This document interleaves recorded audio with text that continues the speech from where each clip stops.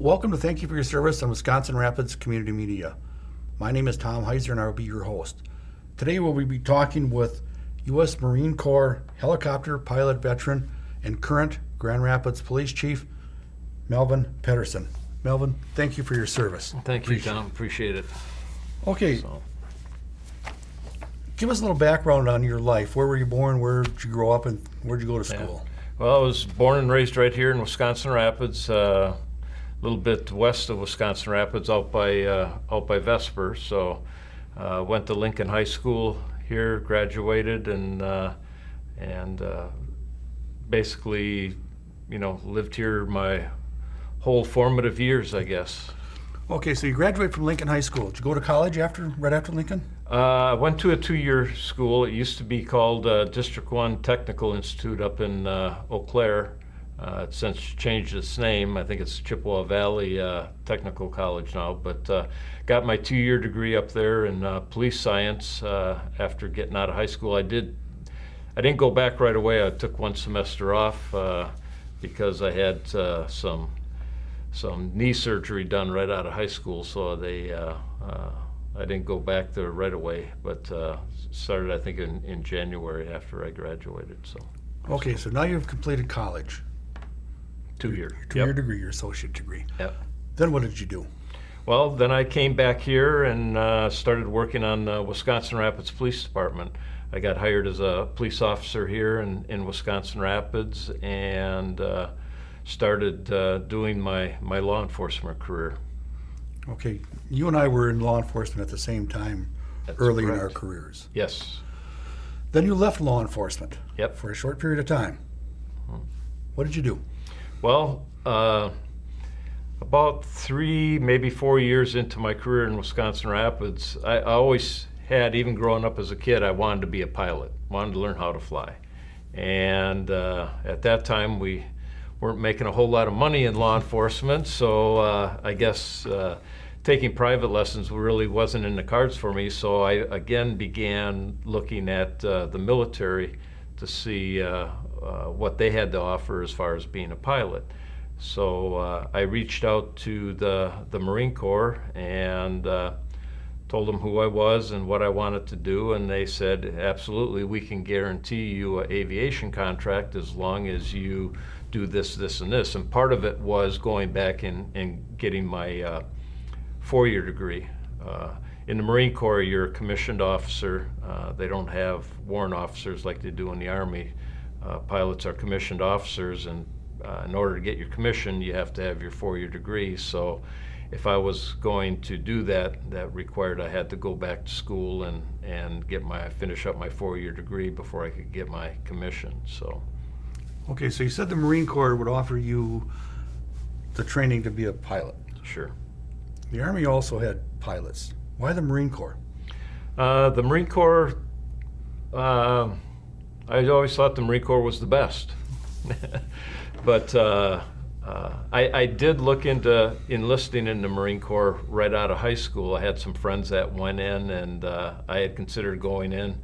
But when I went in and talked to a recruiter, I told him I wanted to be a pilot, and he said, well, you need to go to get your 4-year degree before you can become a pilot. And again, I had knee surgery right out of high school, so they weren't too interested in me until after I had that done. So that's why the pilot thing kind of fell by the wayside, and during that recovery time after the surgery, I pretty much decided on law enforcement as a career. Okay, so you retouched base with the Marine Corps about becoming a pilot. Right. They said you had to get your 4-year degree. Where did you go to school for that? Well, I had my 2-year degree from District 1, and I went back and got my basic college courses at UW-Stevens Point. And that year, I think I barely remember because I was working full-time in Wisconsin Rapids here and going to school full-time. I had to take a full load of credits in order to graduate on time, because the the thing that was working kind of behind the scenes is, in order to become a pilot, I had to get my commission as an officer by the time I was 27 and a half. And as it worked out, I was over 27 already by the time I graduated from college and got my commission. So I had to finish up in 2 years, otherwise I was going to be too old and they weren't going to take me. So I did 1 year at UW-Stevens Point, and then I transferred all those credits up to Mount Scenario College up in Ladysmith, and was able to finish up and graduate on time, so that I got my commission upon graduation and went in active duty then a couple months later. So when you went in, did you go in with any friends, or did you go in alone? Went in alone. Yep. They again, they, as the local enlisted recruiting office here doesn't handle officer enlistments or recruitment, so I had to work with the OSO office down in Milwaukee and worked with them, but basically went in by myself. Okay, so now you got your commission, signed all the papers. What'd you think it was going to be like? Actually, I don't think I was too surprised. I think my age worked to my benefit once I was in, or got in. Went through OCS at Quantico, Virginia. That was, would have been the summer of '83. And going through that, I was probably 4 or 5 years older than most of I called them kids at the time, going through, because they were still in college, and they did the typical, high school right into college, and then between their junior and senior year, they were going through the OCS just like I was doing, but I'm 5 years older than most of them, so I think that worked to my advantage. It was, I think, compared to the enlisted boot camp, I think it was maybe a few more mind games than the enlisted, and a lot less grunt work, but it was still pretty intense. So the OCS that you went to, the Officer Candidate School, that was your basic training for officers? That's correct. Yep. That's and correct. That's in Quantico? Quantico, yep. Okay. You said mind games. Mm-hmm. What did you envision it to be like? Was it meeting your standards, or you're going, what would I ever get into here? No, like I said, it was what I expected. I had talked about those friends that enlisted right out of high school and went in. So I think I was able to kind of bounce some things off of them a little bit, and what their experiences were, and talking to others that had gone through boot camp, and it was pretty much what I expected. I've spoken to enlisted Marines, and their basic job is infantry. That's correct. Same for the officers? Same for the officers. Once I graduated and got my commission in the Marine Corps, and actually went on active duty a couple months later. I graduated, I think it was in May, and then actually went on active duty in June or July of that year. But the first step in every Marine Corps officer's career is, they call it TBS, the basic school. And that's about 6 to 8 months worth of infantry officer training, why they call it the basic school. You're learning basic infantry, because every Marine Corps officer is an infantry officer first. So went through TBS, and then once TBS completed that, then they broke us out into our different MOS training, as far as where we would go for training. Advanced infantry was held right there at Quantico, but then depending on what the other MOSs were, is where you went for your training. Typically for a pilot, you went down to Pensacola, Florida, and started your flight training down there.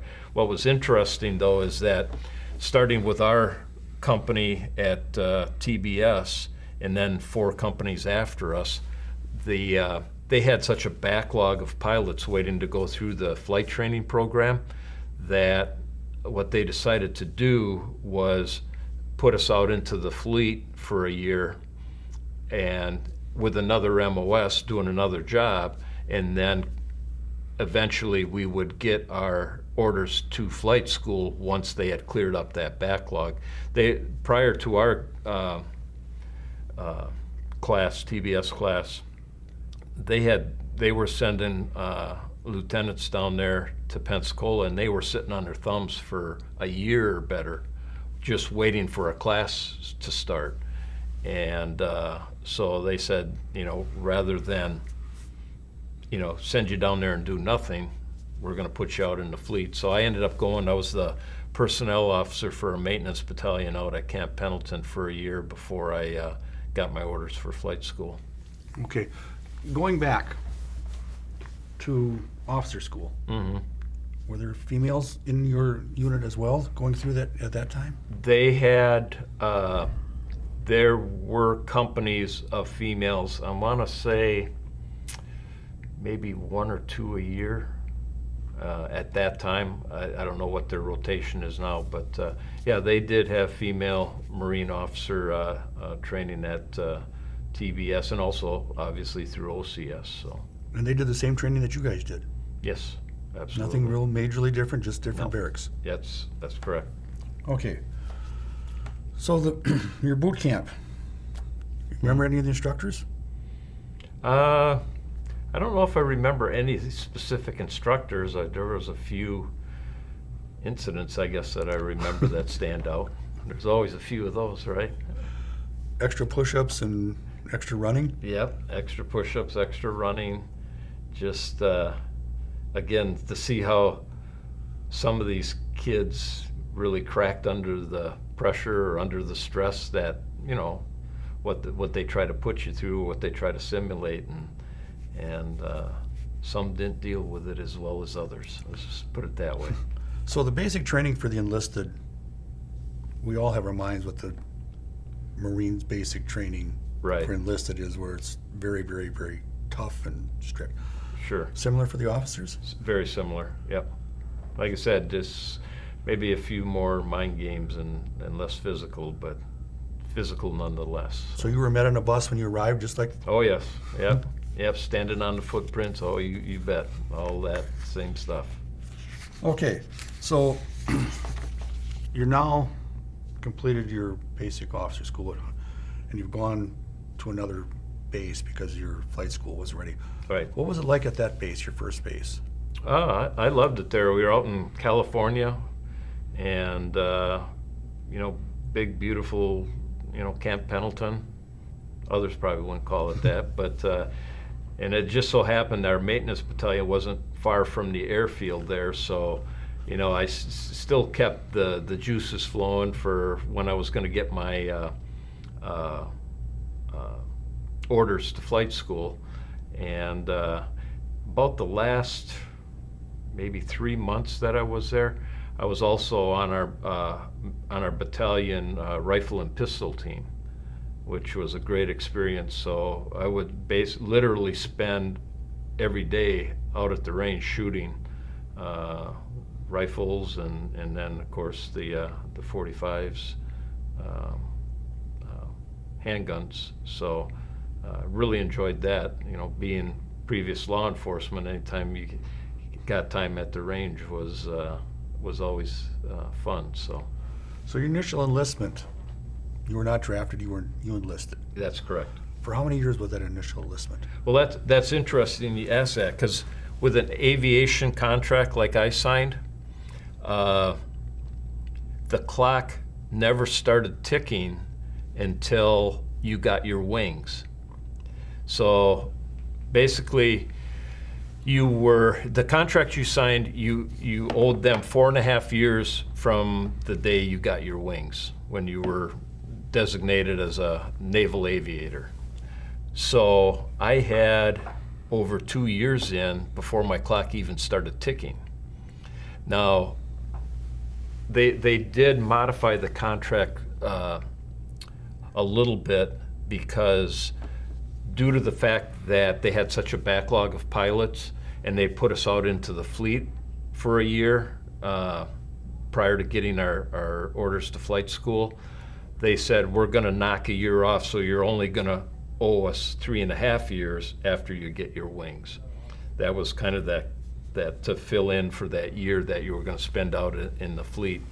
So I remember a lot of the guys in my TBS class, and also the company or the companies after us. They a lot of the guys that had aviation contracts, they dropped them because they didn't want to wait.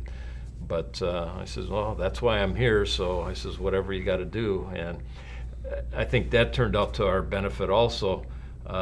There were several comments made once those of us that had gotten delayed in going to flight school and spent that year out in the fleet.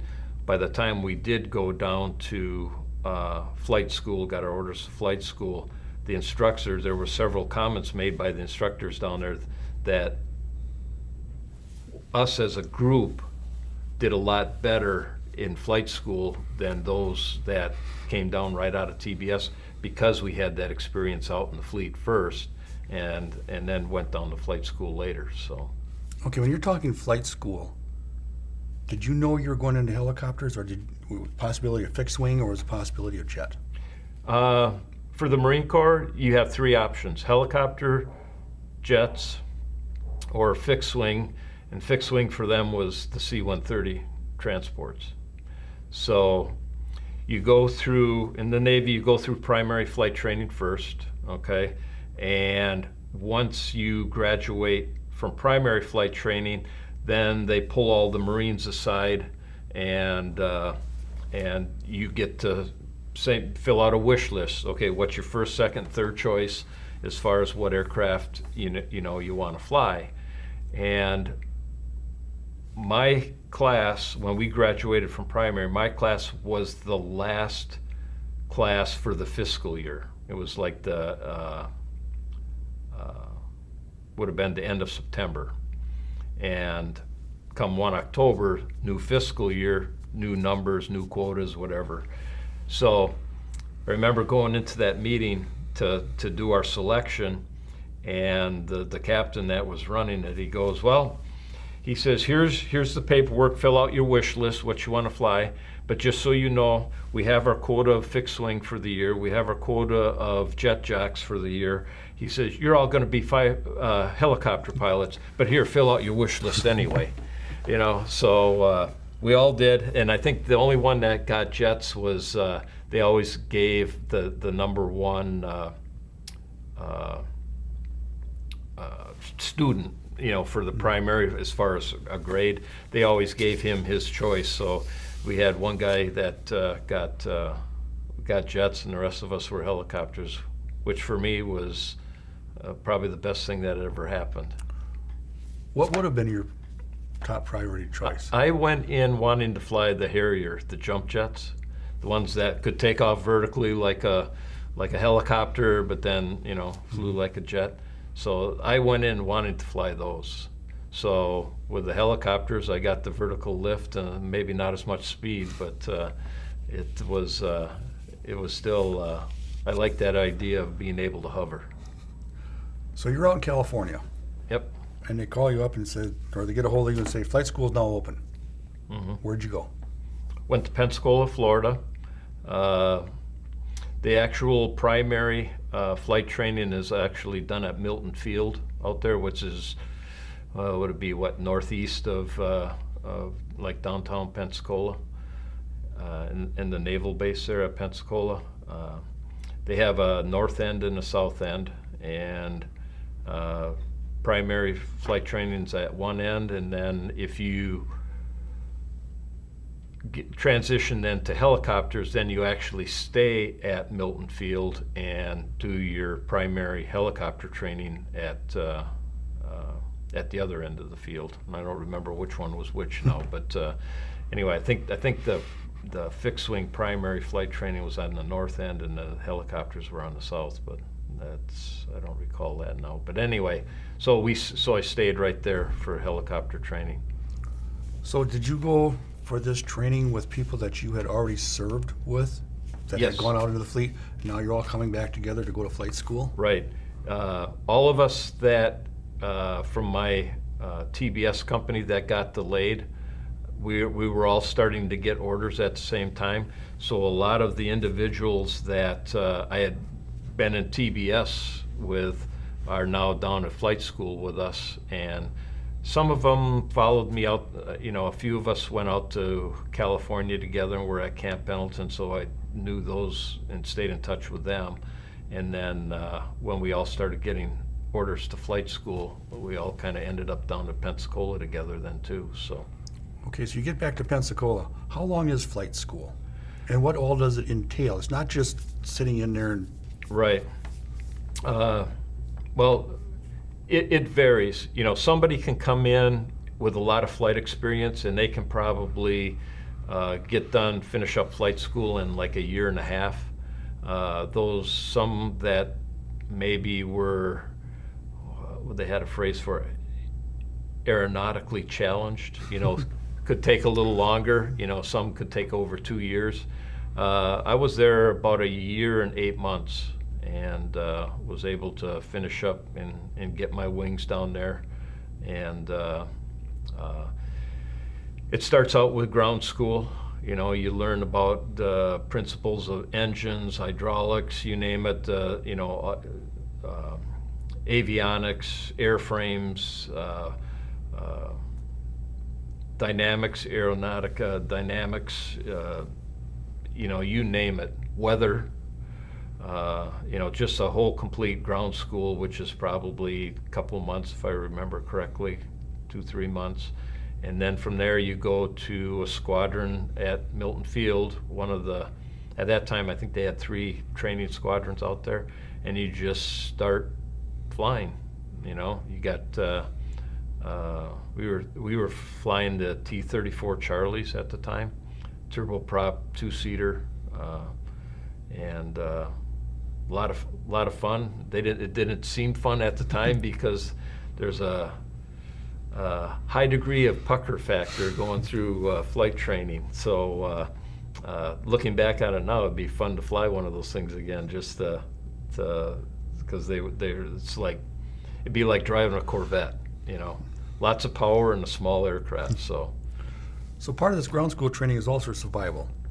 Yes, we did have survival school where they took us out on, I think it was Eglin Air Force Base, turned us loose for a couple days out in the wilderness and trying to evade the bad guy and survive out, with not a whole lot of supplies, basically just what we would have if we were to, say, bail out or of an aircraft. So did some of that training too. That was fun. That came, usually that came at some point kind of after the ground school, but kind of before the primary training. So, but that was, I enjoyed that. Being a country boy from Wisconsin, that was nothing to me. But it also included water training. Oh yes, yep. We had the one of the movies at the time, Officer and a Gentleman. So, if anybody recalls that or remembers seeing that movie, it's do all that, the dunker and the parachutes and just learning how to survive survival swimming. So, jumping off of towers and swimming underwater. So. And it's not just in a swimming suit. No, you're doing it in flight boots and flight gear and helmets. So it's that in itself can be pretty intimidating for somebody that's not a strong swimmer. But again, that's I thought it was fun, so it was worth the experience. So staying with the water concept, do you have a lot of people wash out? We did. There was a couple of reasons. Some of them washed out during that year wait period we had. Some of their eyes went bad because at that time you had to have 20/20 vision uncorrected no LASIK surgery or anything like that at the time. So that we had some of the guys that I was in with in our TBS class, their eyes went bad in that year. It was off, and they lost their contract, or they were MPQ'd, not physically qualified.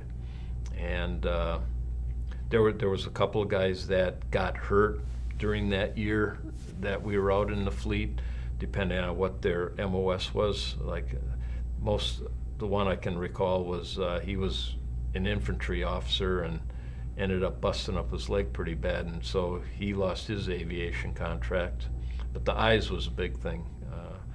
A lot of guys were really worried about losing, that 20/20 vision that would take them out of flight school.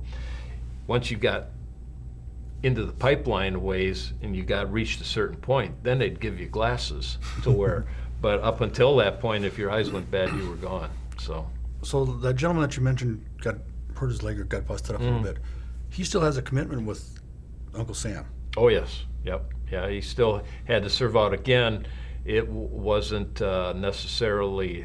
It wasn't the aviation contract requirements, but it was. Reverted back to maybe 3 years or 4 years or whatever. So, not quite sure. Okay, so now you've completed flight school. Yep. Now what?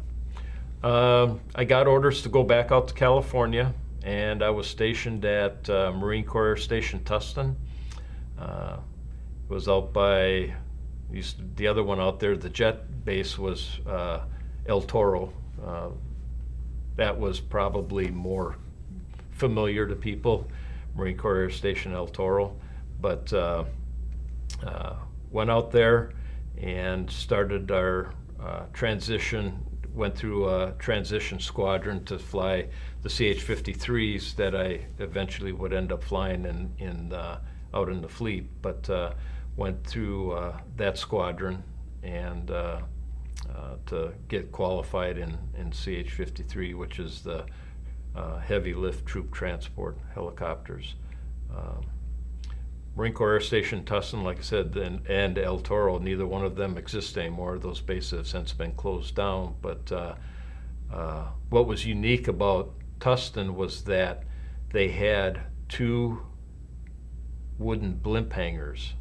Those were our squadron spaces that were built during World War II, where they housed the blimps along the West Coast for early detection, for Japanese, coming in, attacking the mainland. So they had these wooden structures, and those 2 hangars were actually designated national monuments. And it was, they're really historical buildings, and it was really, going there and working in them every day was really impressive.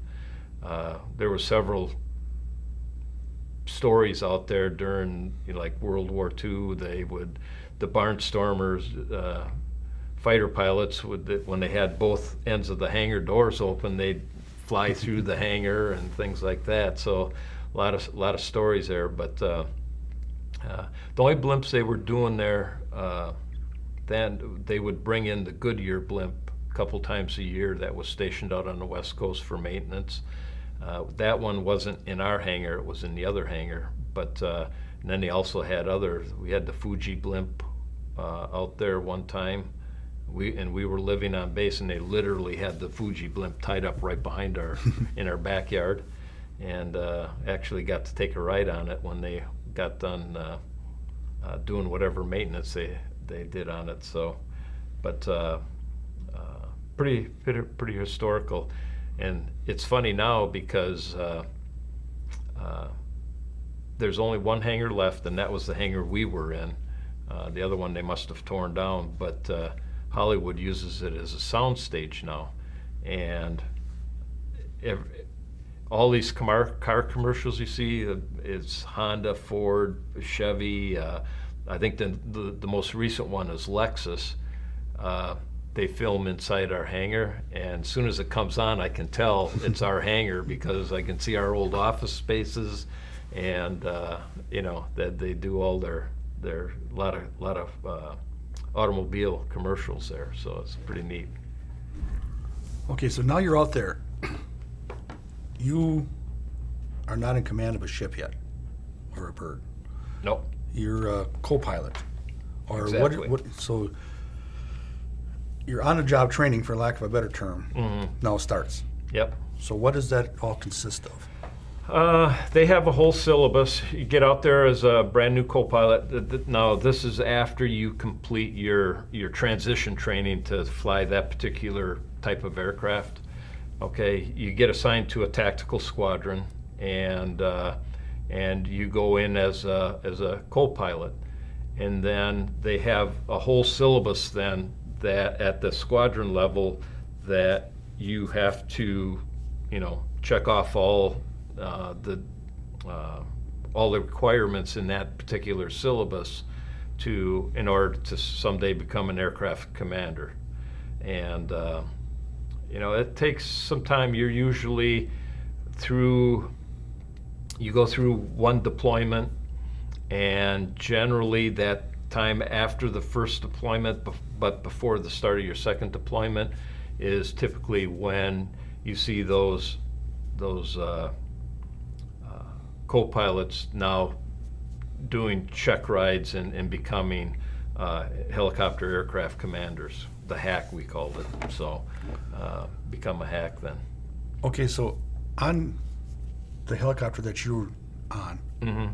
how many people you got the pilot, the co-pilot, you got probably a crew chief, and Yeah.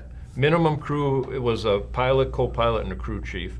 Most of the time we flew with pilot, co-pilot, crew chief, and then we call it a first mechanic. And basically what he was a mechanic in training to become a crew chief. Okay,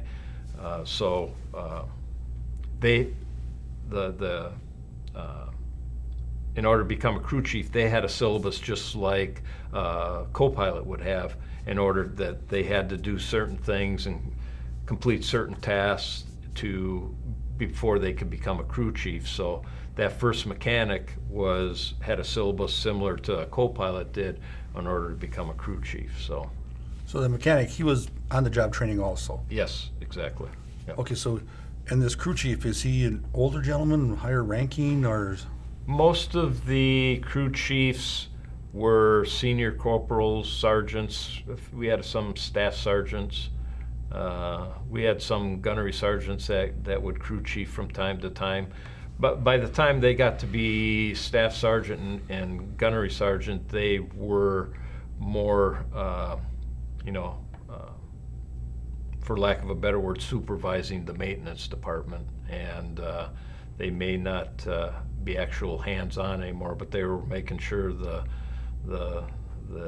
lance corporals and the corporals and the sergeants were doing their jobs correctly. So they oversaw the maintenance department.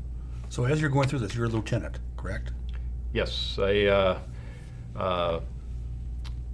second lieutenant when I first got down to Pensacola, and then picked up first lieutenant while in Pensacola, and then it was sometime, I think, after our first deployment, then I picked up captain. So.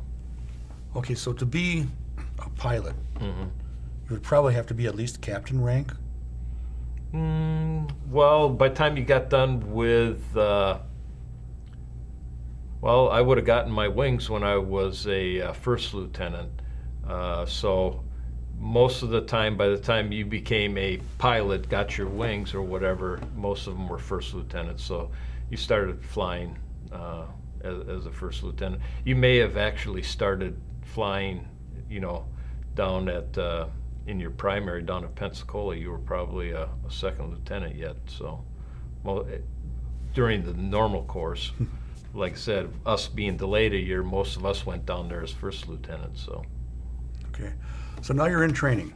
About how long does it take to go through this syllabus to become a pilot? Well, like I said, we were, depending on when you got to the squadron, I was there for a while before we actually did our first deployment, so I had a chance to do, some flying around Southern California there before we went to Okinawa, do our unit deployments. But typically,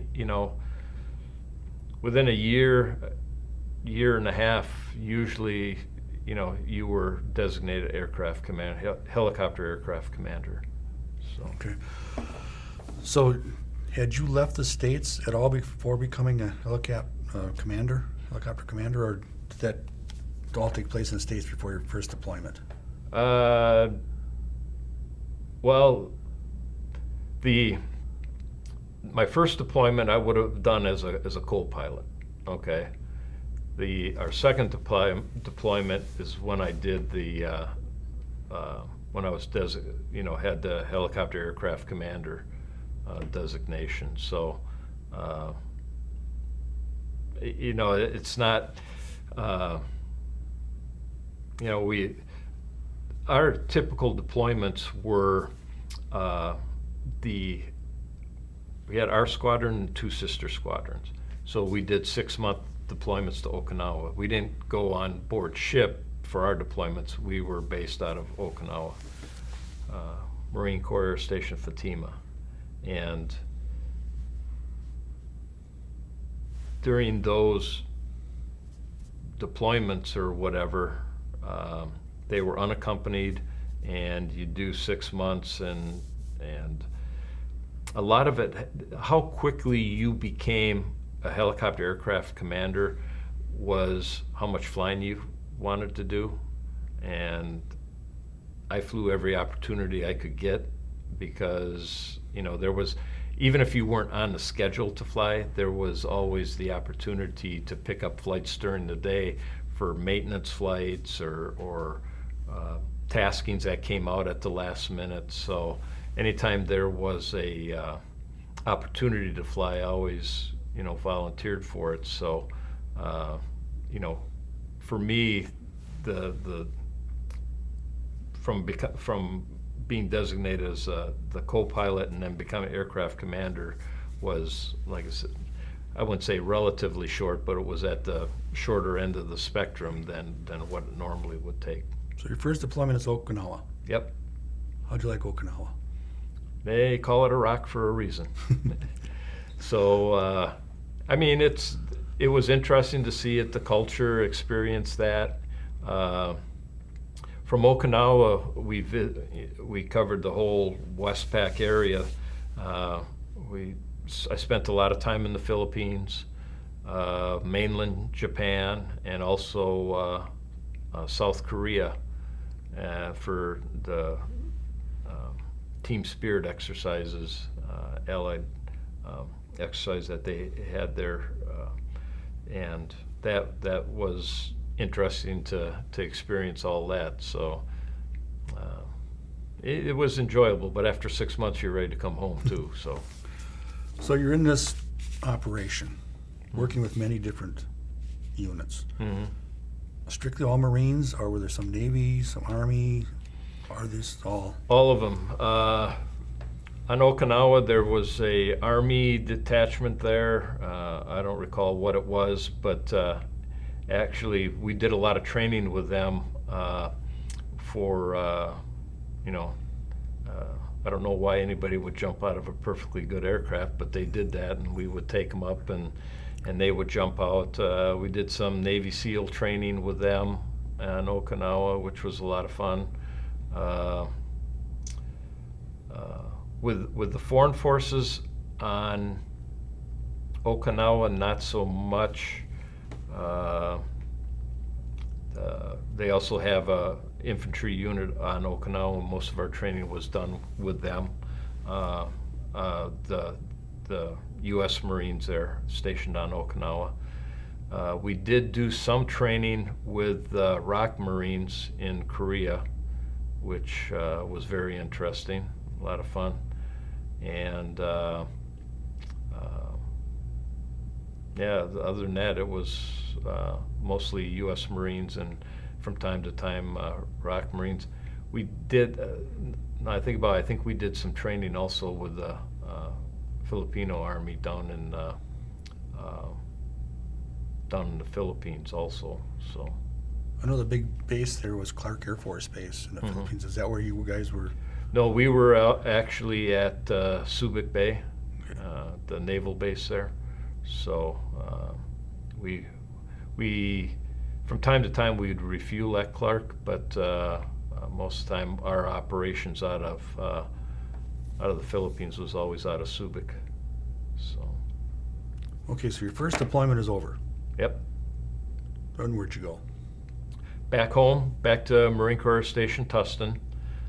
Spent a year back there doing, more training, a lot of transition. You lose the senior pilots and bring on new co-pilots, and that's where that transition happens, where co-pilots from the first deployment now become hacks, and you got new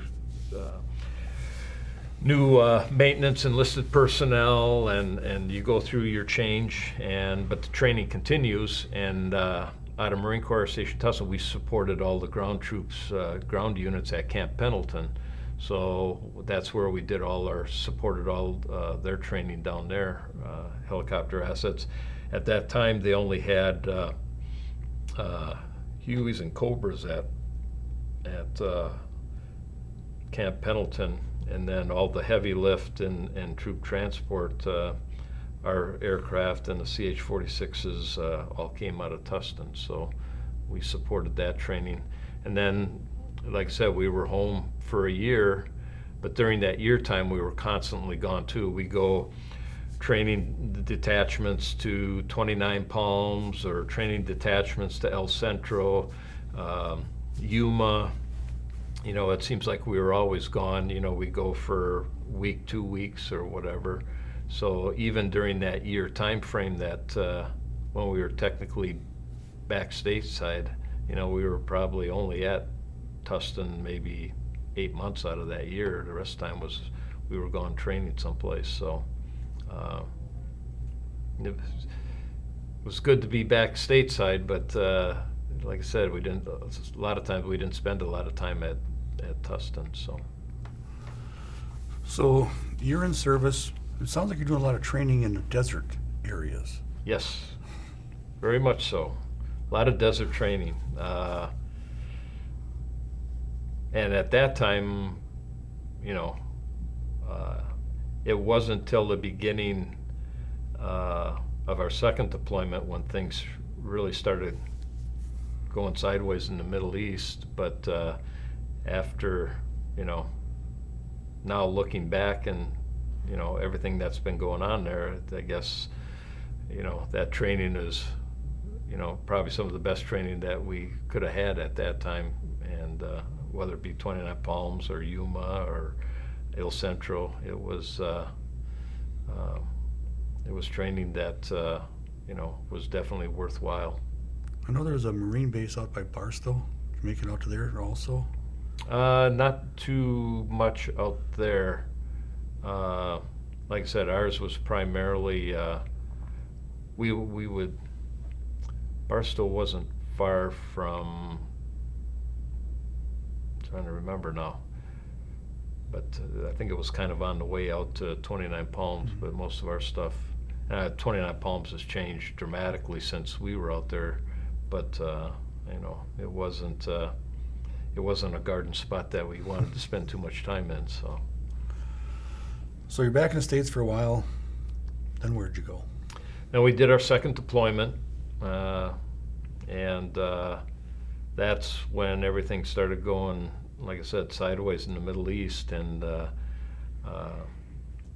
all the younger co-pilots, they wanted that combat flight time, and they wanted to go there. Initially, rumors were that they were going to send us. Well, then they reevaluated that and realized, well, if they send us, they wouldn't have any helicopter assets in the Western Pacific. So they decided they sent one of our sister squadrons, and then as they were gearing up for Desert Storm, they sent our other sister squadron. So at the end of our 6-month deployment, there's nobody to replace us because our 2 sister squadrons are off fighting the war, and here we are stuck on Okinawa.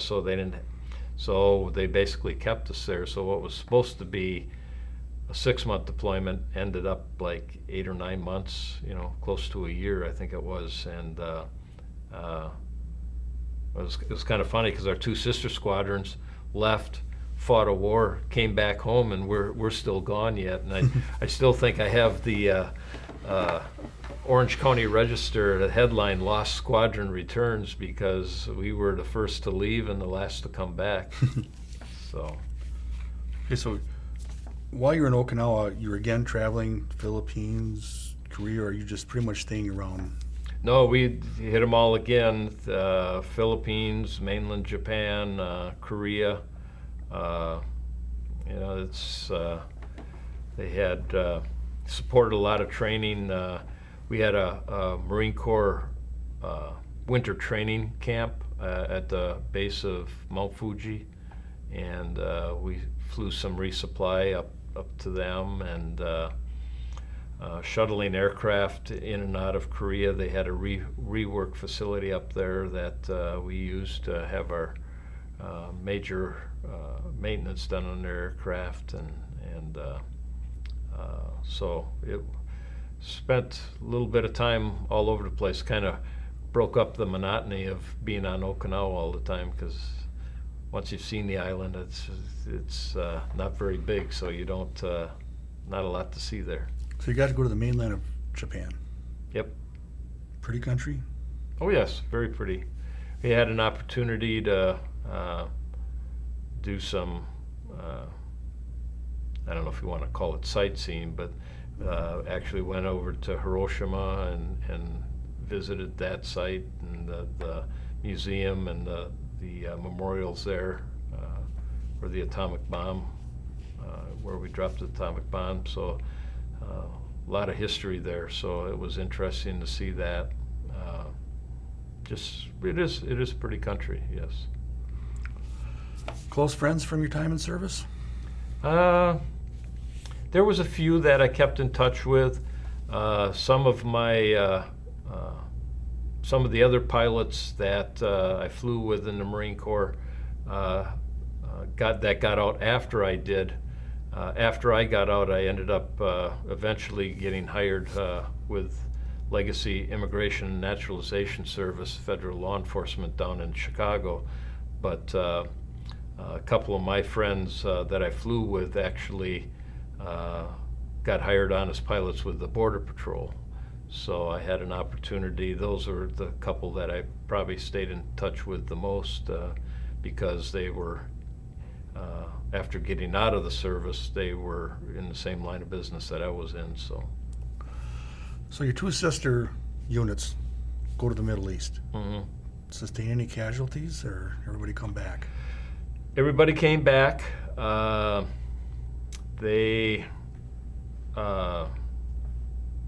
not aware of any casualties that they had, but I know they a lot of them are suffering from that Gulf syndrome, from aches and pains and things like that, joints. Several of them I know have had issues after coming back from that first Gulf War and having some health issues. And I think they finally acknowledged that it exists, but I still don't know if they really know what causes it. So they I had some friends that were pretty had a lot of health issues because of that. Okay. Any medals or citations you received during your time in service?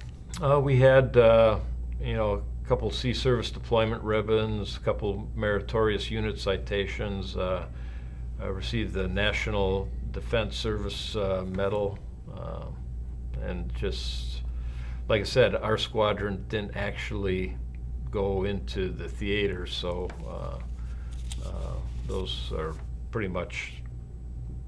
Okay. What was your highest rank before you got out? Got out as a captain, And how many years actually from the day basic started till the day you got out? Because you said your clock didn't start ticking. Right. I ended up in 7 years and 3 or 4 months, something like that. So ended up being in, because then the other thing is, once the Gulf War started up, they put a freeze on letting everybody out, so that extended my time again, and finally when we were able to get back stateside after that second deployment, then I was able to, they were finally starting to release, not only officers but enlisted and stuff, and allowing them to get off of active duty. So. Okay, so in your deployments to Okinawa, Mm-hmm. those were not considered hardship tours, were they? They were unaccompanied. Yeah, Okay. they weren't considered hardship, but they were unaccompanied. So. Okay, so you're on Okinawa. Mm-hmm. What's everyday life like for a helicopter pilot in fabulous Okinawa? Hopefully you're flying a lot, because if you're not flying a lot, there's a lot of downtime. You're again, I always, unless we had some other uniform of the day for whatever reason, I pretty much showed up for work in a flight suit every day, because if there was an opportunity to fly, I was going to take it. And we had our secondary MOSs, jobs within the squadron. I think when I first got to our squadron, I was a personnel officer, and that was based because I had done the personnel officer with maintenance battalion prior to going to flight school. But I was also in the QA department, the officer in charge of our quality assurance. I did some stints in our flight ops, and so they kind of, as you're there over a couple years in that tactical squadron, they try to float you around to different jobs so that you got something new. But so when you weren't flying, then you were doing those secondary duties that you were assigned. What were the living conditions like for the officers compared to the enlisted in Okinawa? Actually, not a lot of difference. Okinawa, the enlisted were, they had their barracks, but I mean, they had their individual rooms, and the officers had their individual rooms, and most of the time they were single rooms. I think they had some double rooms if guys wanted to, for whatever reason, if you had to because they didn't have a lot of housing, but if it got too crowded or something, they could pair guys up. But mostly it was a concrete building and very few amenities, a shower and a head and some place to sleep, and that was about it. So everybody stayed on base, or were they allowed off-base housing? No, we had on-base housing because being unaccompanied, nobody could bring their spouse or anything along. Now, permanent personnel that were sent there as a permanent duty station, they had their families and they had off-base housing there for them. But for those that were just rotating in and out on these deployments, that was pretty much, you were on base and in the barracks. Taking a USO show? No, never had an opportunity to take in any USO shows. I know they had some there. Most of them were at Kadena, which is the Air Force base there on Okinawa. But we didn't tend to go over to Kadena too often. I don't think the Air Force wanted us Marines there too often. So. Okay, you got leave time. Where did you go on some of your leaves? Well, while we're deployed, we didn't get leave, but actually we didn't do a whole lot. Being out in California, it was pretty expensive to be flying back and forth to Wisconsin here, but my grandfather passed away while we were down in Pensacola during flight training, so came back for his funeral. But if we did come back, it was short few days, and then having 2 young kids at the time too, it was hard to travel. So we tried to get the parents, the grandparents, or relatives to come out there and visit us instead of us having to come back to Wisconsin. So. Okay, your time is up. Yep. Now, what was life like after service? Did your service experience help you in your career after the military? Yeah. When I went into Marine Corps, I wanted to become a pilot, and I didn't think I would make a career out of the military, but what I did want to do is become a pilot and then maybe get out and then use those skills to fly in law enforcement. And as it worked out, that did come true also. But it definitely helped me get back into law enforcement once I got out of the Marine Corps.